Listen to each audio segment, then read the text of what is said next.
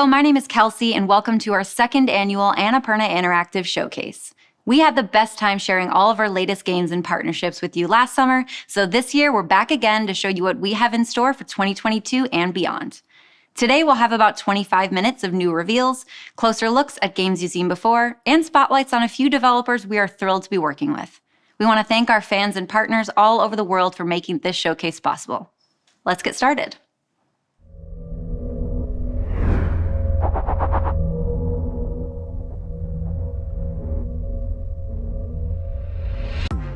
Hi, I'm Chandana Ekanayaka. And I'm Meghna Jayanth. Welcome to the joyful and surreal world of Thirsty Suitors. Thirsty Suitors is an action-adventure RPG about fighting your exes, disappointing your parents, and finding yourself. This is Jala. She's back in her hometown of Timber Hills after a brutal breakup and has to face everything she left behind. Her immigrant parents' tattered expectations, claustrophobic small-town gossip. Did you love me, Jala? And the string of messily broken hearts she left in her wake. The player shapes Jala's story through narrative choices woven through skating, cooking with her parents, and fantastical turn-based combat with her thirsty ex-suitors. Each suitor battle is a battle with the past, as Jala's confronted with her ex's perspective of a narrative she thought she knew. Let's look at how combat and narrative work together during the battle with Jala's third-grade boyfriend, Sergio. Jala's base attack does damage and builds up her willpower. Taunts reveal your opponent's weaknesses by putting them in a mood. My mom says I'm irresistible, and my mom is always right. So let's hit him with a thirsty taunt.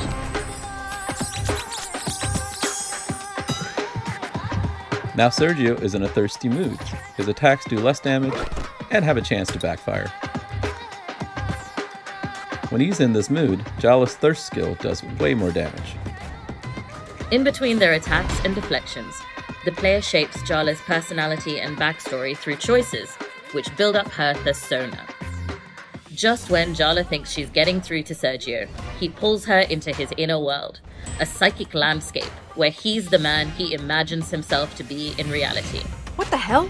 I can't make a dent! Sergio's ego makes him invulnerable to attack. What's a girl to do? Like most South Asian men, all it takes to destroy Sergio's ego is a single word from his mom. Jala summons the next best thing to help her win this psychodrama battle.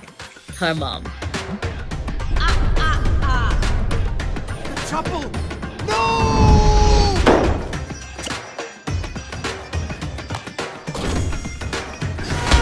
Jala hits Sergio with a rage taunt, which brings all of Sergio's buried resentments to the surface. Once this weakness is exposed, we hit him with a rage skill. The battle ends not with a defeat, but a reconciliation. They've worked through their issues during the battle and can now start again. I'm sorry I came on so strong, Jala. As friends, or maybe even something more. When Jala needs to clear her head, she heads out to the abandoned theme park just outside of town to go skating. These days it's run by the bear mascot Soundy and his creepy cult of skater punk kids. Our approach to skating is to make it accessible, not too punishing, but also add enough depth for folks that really want to get into it.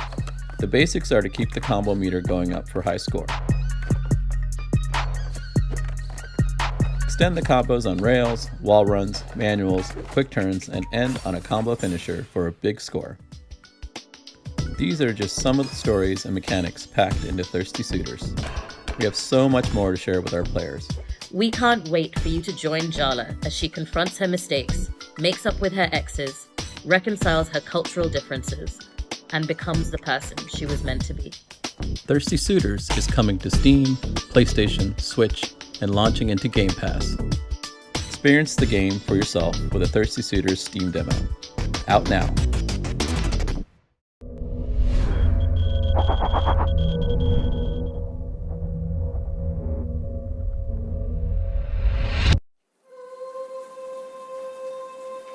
It's hard not to think about how time has changed the memory of you. How it will continue to change, to shift, until I'm left with a version I've created in my head.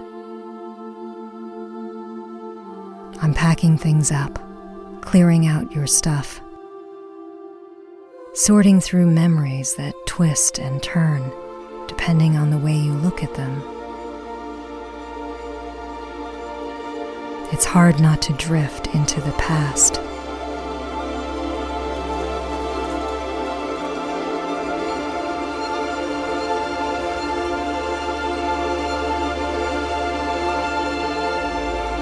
to remember everything all at once.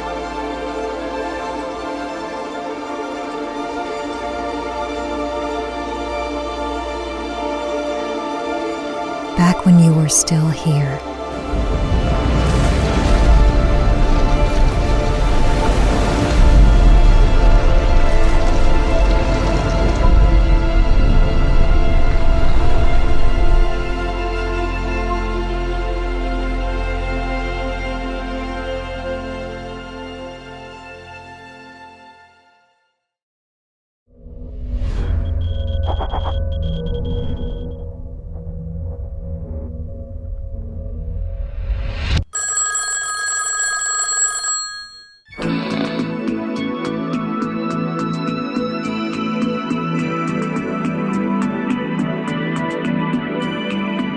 Our studio's called Cardboard Computer, and it's just 3 of us. So my name's Jake Elliott. I'm the writer in this studio, I guess, in the team, and I also do a lot of programming. Tomas and I kind of share programming. It's like art, writing, sound. I was playing music and some touring and making records. I guess I caught Jake in his last year. We were at the School of the Art Institute of Chicago. All 3 of us were living in Chicago around 2010, I think. Tomas and I wanted to make a video game, and we had a few other ideas before we settled on Kentucky Route Zero. We brought Ben on for the second act, I think, and that was in the spring of that same year, because we were somehow managed to release the second act in a few months.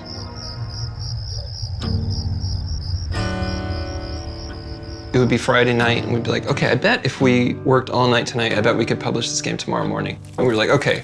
We would work all night, and it wouldn't be quite done. We'd be like, okay, but I bet we could do Sunday. I bet if we kept going, you know? And it didn't end up being possible, so we had to adjust our expectations a little bit. 7 years, with like another 3 years before that. Learned a lot about our own processes, and I think that's still kind of carrying over into the new project. Right after KRZ came out, I think we moved directly into this new game. But the idea has been kicking around for years. Maybe as old as KRZ. We're working on a new project. It's the first project we're really seriously focusing on performance as like kind of a core part of the piece. KRZ, it's like very still, there's not a lot of animation, everything is sort of like these slow, idle tableaus. So we're sort of doing a lot of R&D with making it more lively. This is a version of like fully animated characters that we can do as a 3-person team, basically. This workflow is already just so exciting.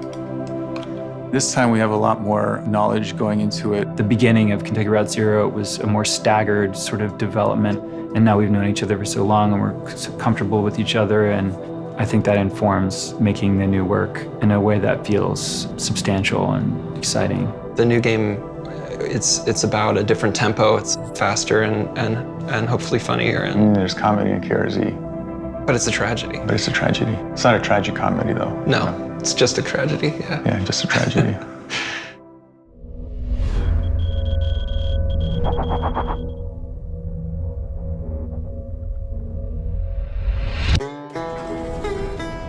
I thought I was done with this life. But I suppose that's not my privilege to possess. Some skill sets are a curse.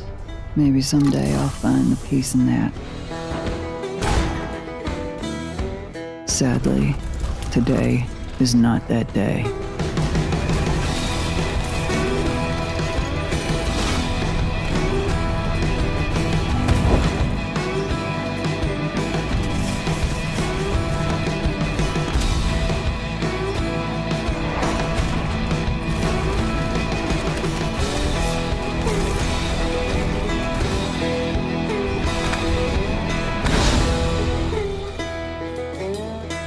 I hope tomorrow is different.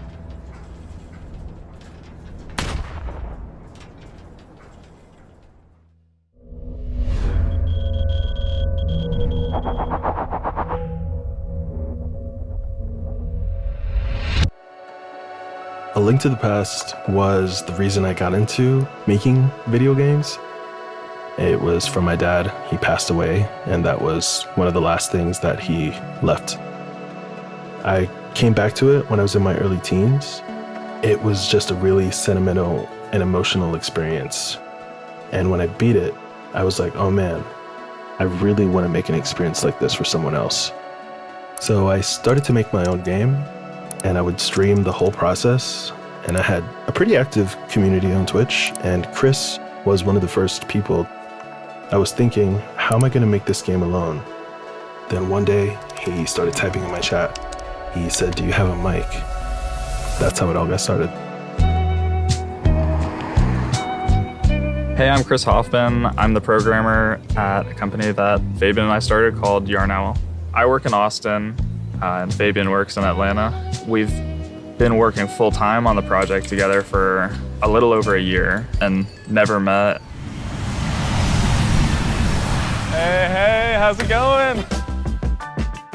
Alma, this is Fabian. First time I'm meeting Alma. She's very excited about all this. She's very excited. Like, I've talked to Alma as much as I've talked to Chris. And then, you can hold it again to charge again, and you can hold it again to charge again. Yeah, that's awesome. After work, we both come home and start working on the game. Then at the end of 2020, I shot him a message one day and I said, hey, are we really gonna make this game? He said, yeah. I quit my job that day. And then in 2021, we started Yarn Owl. I was like, man, he is fully on board. So from that point, I just figured that he would be the best person to work with. He does everything code and I do everything art. We'll just hop in a meeting for like a good hour, but then it ends up being like 3 hours, 4 hours, because we get excited just talking about different ideas.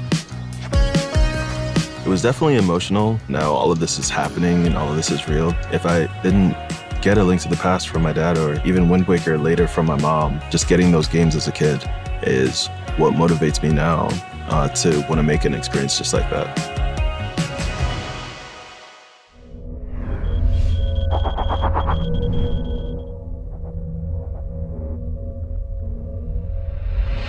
Hey, it's been a little while, and I just wanted to reassure everyone that no, you did not collectively hallucinate our announcement of Outer Wilds for the Nintendo Switch. Now, it's possible we were a bit over-optimistic on the time frame. At this point, it's possible we just fundamentally misunderstand the Gregorian calendar, but it's still happening, and we're working hard to bring a great version of Outer Wilds to the Switch. Thank you for your patience. We'll have new info for you as soon as possible. With that said, we also have some good news.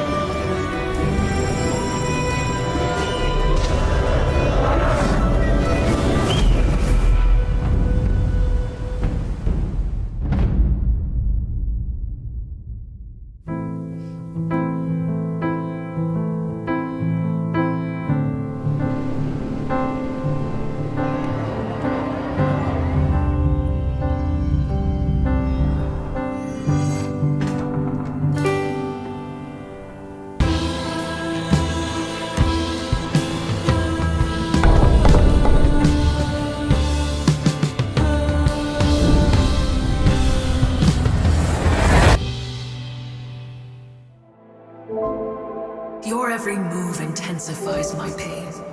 Your blind ambition, all your good intentions. Everything you touch turns to ash!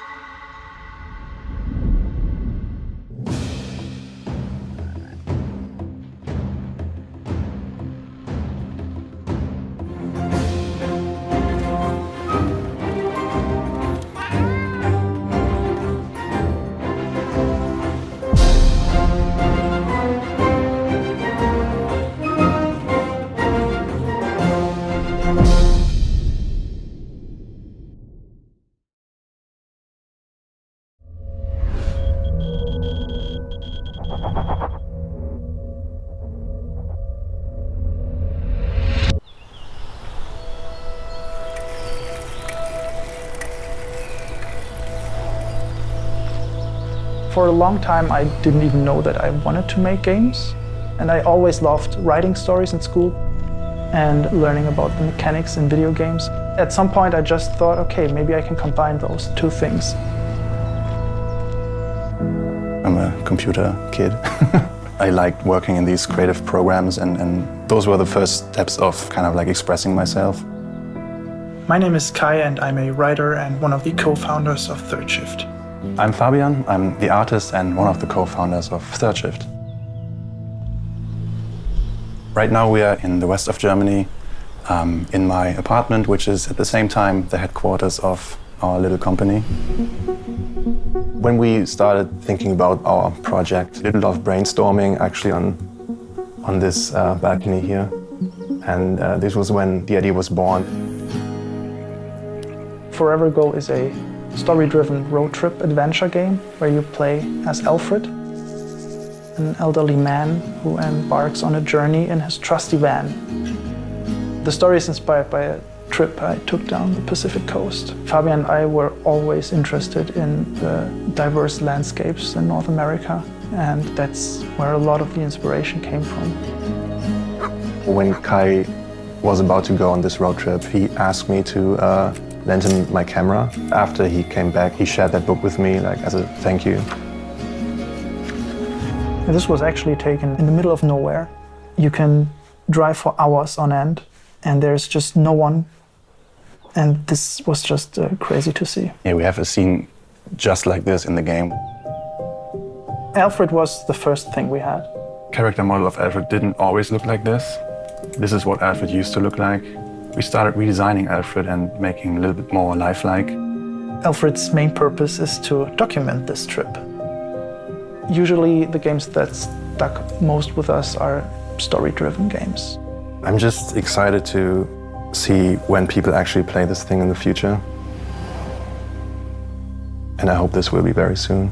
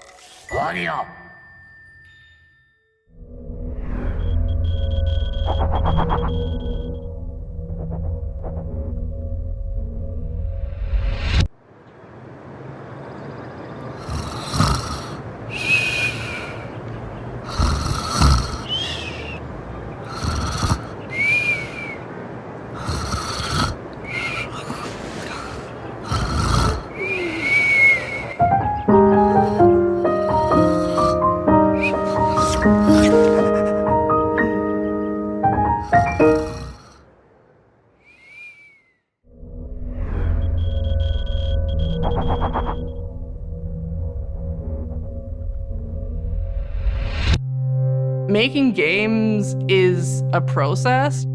You try and guide it, but you're trying to guide like a gushing river. Often people reach for stories they've already heard. We really want to pull from our own experience as much as possible because it feels the most kind of real. I'm Laura. I'm the director at Dreamfield.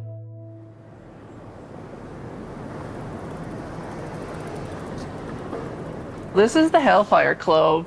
Way back when Dreamfield started, this is one of the first places we came for like research. Ireland is full of ruins, and those ruins speak to a history of violence sometimes, a history of change as well. Dreamfield started as a label for my own work, and then I met Leah. It was just going to be a few sessions, but it turned into like a full-time week just exploring. We developed loads of ideas, and one of them became If Found. Suddenly there was a dynamic. We're like playing off each other, and then as more and more people come in, kind of like grows its own identity. I think like creativity is when you bring like one like random idea from here and one random idea from somewhere else and like see how they could join or like what they could do together. And when you have lots of team members, that just happens. It's really important to me that we have the energy and we enjoy it when we come here. So like today, instead of showing computer screens, I wanted to show like Dreamfield as like all of these people coming together. The new game is set in kind of like a fantasy version of Ireland. Probably the most obvious first detail is that all the characters are cats. I think art-wise we have something very unique. We have themes that I think are very relevant these days about coming together in the face of adversity. Everything drowned will someday rise from the deep. The eerie message and theme of our game. And lots of cute cats. The goal is to be creative together and make something that is worthwhile. Well, I think what's fantastic about Dreamfield is that whether you're working on the music or the art or the programming, you're really invited to like bring your best to the table. Everyone kind of leaves a mark on it, which is really nice.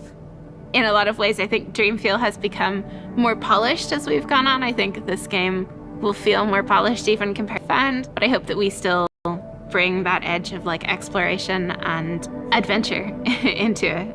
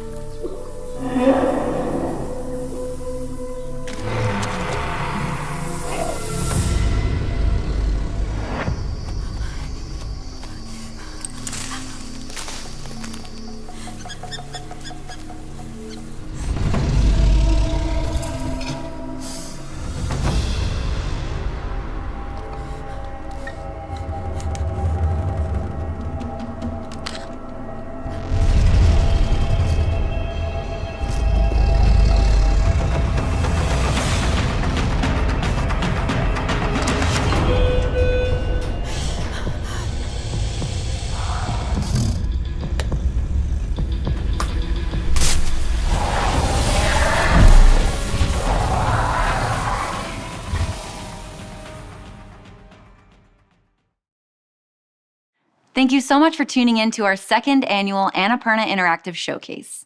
We hope you enjoyed it, and we will see you all again next summer.